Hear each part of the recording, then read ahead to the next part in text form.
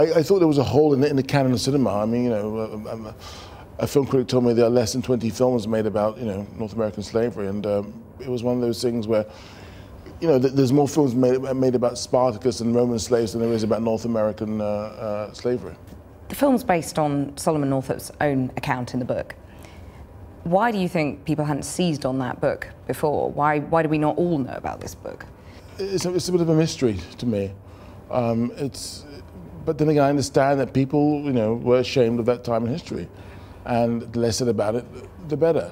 I feel that the name Solomon Northup should be on everyone's lips, just like Anne Frank or Martin Luther King or any of these names. I mean, because he's a hero.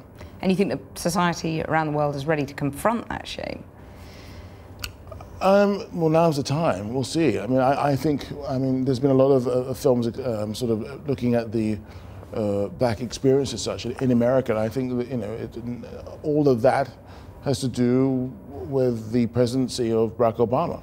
I think we can't underestimate his influence in culture. That people feel that they have the authority to do work now that can reflect that particular past. But there were a lot of people who hoped that Barack Obama would usher in a sort of post-racial era, and yet there are some who say there are more racial divisions in America now than there were. Do you think that's true? Or? I don't think that you could have thought that one man could sort of erase 400 years. That would be a miracle. That's not going to happen. And obviously you were born in London. Mm-hmm. You spend most of your time outside the UK now, but do you think in your lifetime we'll have a black British Prime Minister? Because if you look at the number of MPs, there's still very, very few black and ethnic minority MPs. Just takes one. Just takes one. Just takes one. And yeah, why not? I mean, I don't see that as a remarkable question. It's not, it can happen.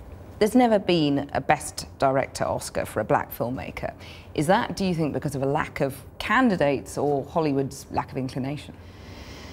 It's a good question. I honestly do not know why that there hasn't been. Of course, we've had best actors and supporting actors and actresses and so forth and whatnot. But there's a lot of talent out there, and I hope it gets recognised. But it's shameful that it hasn't been so far, isn't it?